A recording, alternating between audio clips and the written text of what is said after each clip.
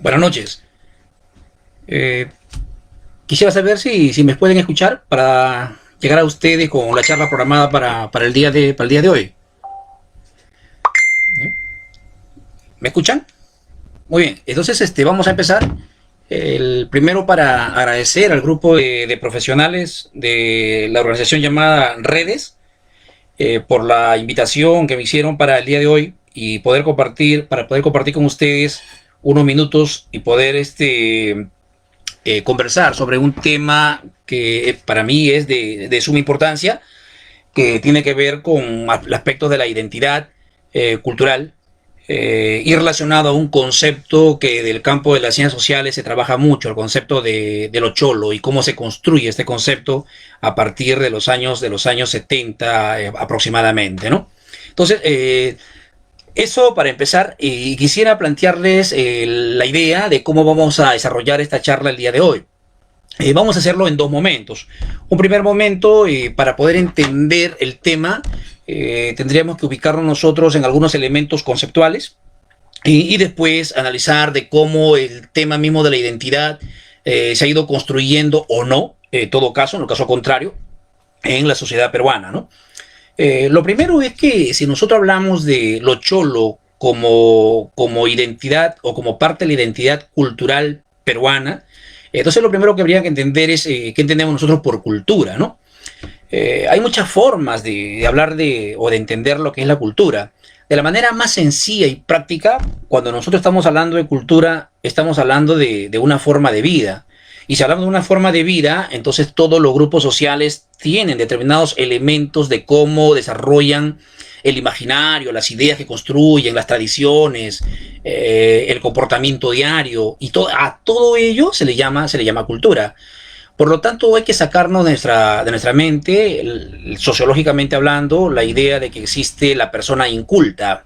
Lo inculto significa sin cultura, y no puede haber sociedades sin cultura ni cultura sin sociedades. Es decir, todo grupo humano siempre desarrolla de una u otra manera elementos culturales, ¿no? De ahí que se hable mucho de lo que es la idiosincrasia, ¿no? O sea, la forma como tú vives o tu grupo social vive en el día a día en función a cómo ha sido construyendo la cultura que caracteriza a tu grupo social, ¿no? Entonces, eso primero, ¿ya? Entonces, lo otro es que cuando hablamos también de cultura, hay que tener mucho cuidado porque muchas veces no es aceptable pensar que existen sociedades sin cultura. A veces el común de la gente dice, a los peruanos nos falta cultura, los peruanos no tenemos cultura. Ojo, eso no es cierto. O sea, no existen sociedades sin cultura, ¿no? Eso es claro. Y tampoco existen sociedades sin identidades, ¿no? La identidad cultural existe en toda la sociedad, en todos los grupos humanos. Lo que hay que diferenciar es qué tipo de identidad se tiene. O sea, podemos hablar de identidades fuertes y de identidades débiles, pero nunca podemos decir que nos falta identidad. Un ejemplo claro. Miren, en el Perú, por ejemplo, tenemos identidades regionales muy fuertes.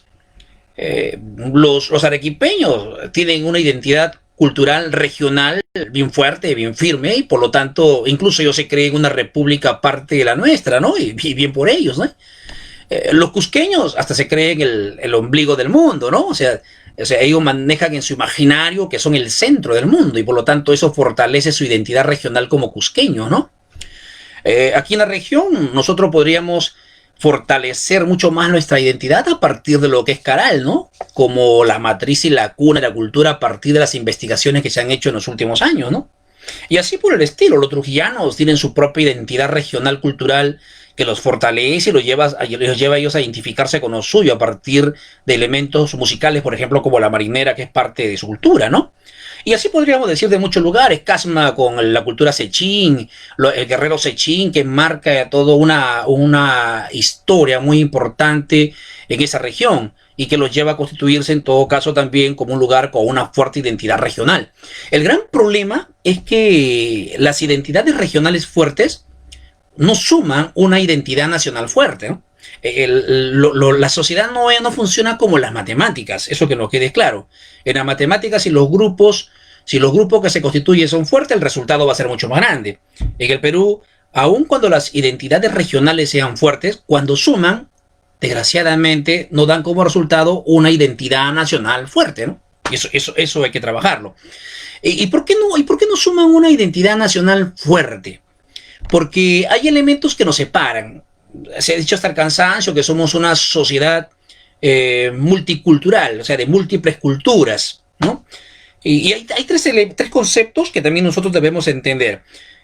Hablamos a veces de que somos una sociedad multicultural, o sea, de múltiples culturas, ¿no es cierto? Pero también se habla muchas veces de que somos una sociedad pluricultural. Lo pluri y lo multi tienen similitud, pero también tienen algunas diferencias. La multiculturalidad tiene que ver con las múltiples culturas, varias culturas. La pluriculturalidad también. Pero el gran problema es que en esas múltiples culturas una se convierte en la dominante y le impone a las otras los elementos culturales de ella y los vuelve en pueblos subordinados. Eso, por ejemplo, es lo que mucho pasa con nosotros, ¿no? Cuando se nos impone elementos culturales y nosotros caemos en la sumisión a esos elementos y hacemos nuestros patrones que incluso muchas veces no nos pertenecen. Lo ideal a futuro es llegar a una suerte de constituir una sociedad de interculturalidad. La interculturalidad significa que somos diferentes, pero con los mismos derechos. Entonces, a eso tendríamos que apuntar. Y ese ya sería otro tema de análisis y de conversación, quizás para una próxima charla, ¿no? ¿Cómo lo haré o, en fin, cómo será eso? ¿Bien? Entonces, vamos por ahí. Lo otro que hay que entender cuando hablamos de cultura es que las culturas tienden a cambiar, ¿eh? O sea, las culturas no son algo para toda la vida, tienden a cambiar. Y en ello también entra el debate. ¿Qué cambia en la cultura? Si cambia la forma o cambia la esencia. ¿Mm? O sea, hay maneras como se manifiestan las culturas y estas van cambiando en cuanto a ciertos elementos que sin que ella pierda su esencia, ¿no? Entonces, pero tienden a modificarse en forma o en contenido. Hay que buscar de todas maneras que es más preferible que cambie de forma, pero que se mantenga su esencia porque es ahí donde estaría perdiendo justamente la identidad. Lo otro es que toda cultura siempre es integrada, ¿eh? Es decir, al estar conformada por múltiples elementos, se integran diversos aspectos de ella, ¿no? Es como si dijéramos, oye, yo tengo este tipo de, como grupo social, actuamos de esta manera, pero mi actuación como grupo va de la mano con creencias, va de la mano con costumbres, va de la mano con tradiciones. Es decir, todos esos elementos se integran y por eso nos hacen un grupo muy particular, o un país muy particular, o una región muy particular, con una idiosincrasia propio de nuestro grupo. ¿Me dejo entender? Entonces es integrada, por eso decimos, ¿no? Bien, en fin, entonces vamos por ahí. Lo otro es, ¿qué tenemos por identidad? El otro concepto que hay que trabajar. ¿Qué es identidad? Siempre hablamos en tres niveles incluso, ¿no? Identidad personal, identidad nacional e identidad cultural, ¿no? La identidad personal, identificarse con uno mismo. La identidad nacional, cómo te identificas tú con aquellos elementos que constituyen tu patria, ¿no? Y la identidad cultural, que es lo que nos interesa en la conversación de hoy, tiene que ver mucho con la aceptación de tus patrones, de las normas, de las costumbres, de todo aquello que tú tiendes a hacerlo como parte de tu formación y de tu crecimiento como grupo social, llámese de un pueblo, de una región o de un país. ¿De acuerdo? Eso es la identidad cultural. Y que se construye la identidad cultural se construye a partir de la oposición con otros. Ya estamos llegando al tema, de la oposición con otros. Por ejemplo, si hablamos nosotros de lo cholo como identidad cultural, entonces tenemos que decir que es propio de lo cholo como identidad, como cultura. Si hablo de identidad, quiero decir que es lo mío, es lo nuestro, nos pertenece y por lo tanto es diferente a lo demás, a lo otro. En las ciencias sociales existe el concepto de otredad. La otredad, sobre todo en antropología, significa lo otro, lo distinto, lo que no me pertenece, lo que no es mío, lo que está fuera. Y que es totalmente o parcialmente diferente a lo que es mío y lo que me pertenece. Y lo que es mío y me pertenece es mi identidad como grupo social, como país, como nación, en fin, ¿no? Entonces, pero eso es lo nuestro. Ahí entonces hablamos ya de la identidad. Hay que tener presente que cuando se habla o se construye las identidades culturales y se analiza y se estudia en este tema, Es muy peligroso caer a veces en lo que las ciencias sociales muchas veces tiende a llamar como los etnocentrismos. ¿Qué es el etnocentrismo? Muchos recordarán que cuando los españoles llegan al Perú, siempre nos miraban ellos como seres inferiores, ¿no? Como un grupo social inferior. E incluso gran parte de nuestra historia está escrito por la mirada española, la mirada occidental. Es decir, nos miraban desde Europa. Y a eso se le llamó eurocentrismo, mirarnos desde Europa. ¿Sí? El eurocentrismo es parte de lo que se llama el etnocentrismo. Cuando yo miro, analizo, estudio una cultura y lo miro bajo la mirada del etnocentrismo, todo lo estoy mirando desde mi propia cultura. Y ese es el gran problema que tenemos. Cuando todo lo miro desde mi cultura, entonces a todo lo que no es mío lo voy a ver como inferior. Y ahí viene el problema nuestro, pues. La ciudad mira como inferior al campo, la costa como inferior a la sierra y a la selva, la capital mira como inferior a la provincia, ¿no? Entonces, y por eso es que muchas veces caemos en algo que yo llamo el choleo en cadena. Yo te choleo y tú me choleas y otro me cholea a mí, y así sucesivamente. Al final todos terminamos choleados. Como dijo un autor, somos un país, ¿no?, en el que todos somos o estamos choleados unos a otros, ¿no? Y ese será un problema, porque y ahí tiene que ver con lo que llamamos el etnocentrismo, mirar a otros desde mi propia cultura. Y eso hay que evitarlo siempre, ¿no? Entonces, ya tenemos los dos elementos, cultura e identidad, ¿no? Y cuando estos se unen, identidad cultural es lo que constituye lo que es nuestro. ¿De acuerdo? Entonces estamos llegando ahí. Ahora, yo quería hablar en la charla de hoy, dirigido a todo el público oyente y seguidor de este grupo llamado Redes, sobre lo cholo como parte de nuestra identidad cultural. Y entonces vamos al tema. ¿Qué entendemos por lo cholo? ¿Qué es lo cholo? ¿No? Y a su momento yo decía, siempre terminamos choleándonos en cadena, ¿no? Yo te choleo y otro me cholea a mí y al final todos terminamos choleados. Pero ¿qué es lo cholo realmente? El término cholo es en realidad, si bien es cierto que el Perú lo desarrolló muchísimo un intelectual de las ciencias sociales, Aníbal Quijano, sin embargo lo cholo aparece desde mucho tiempo atrás como concepto, ¿no? Incluso algunos creen de que el primero que utilizó el término cholo fue el mismo Inca Garcilaso de la Vega, en los comentarios reales, aproximadamente cuando se publica en 1609, ¿no? Él hablaba ya de lo cholo, ¿no? Pero él recoge el concepto de cholo de manera despectiva, porque el español, como todos sabemos, siempre tuvo una mirada e interpretación racial de la sociedad, ¿no? O sea, para el español siempre todo era blancos, ¿no? Los negros, cuando se refería al África, y en el caso de nosotros, los indios, ¿no? Es decir, hasta nos quitaron identidad, ¿no? Cuando los españoles llegan a América Latina, nos quita identidad a todos los pueblos, porque a todos nos metió en un mismo saco y a todos nos llamó los indios. Y ya dejamos de ser los incas, los aztecas, los mayas, los chipchas, en fin, todos éramos los indios, ¿no?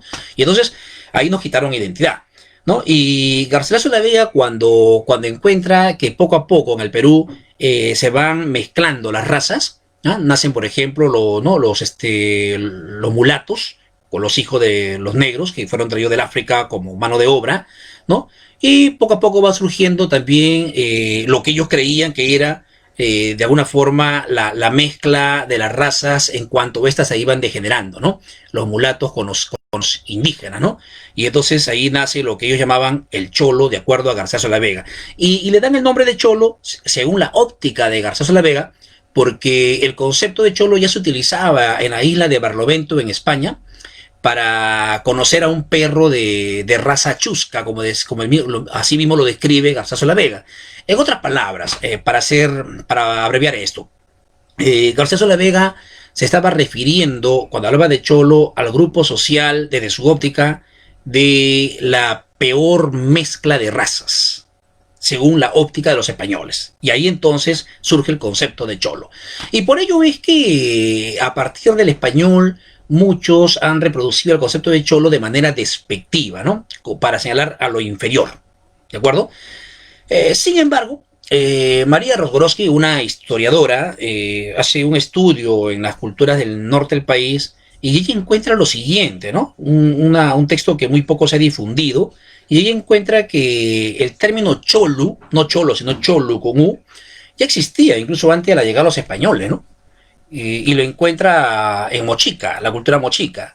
Entonces ella cree que el término cholo viene de cholu, que es un vocablo mochica, y que cholo significa buen joven, ¿no? Buen joven. Y de ahí entonces se fue, cuando el español llega y encuentra que se decía cholu, ¿no? A los jóvenes de este lugar del norte, recuerden que los españoles entraron por el norte, entonces lo transformaron en el concepto cholo y lo difundieron como tal, ¿no? Como hasta ahora lo conocemos.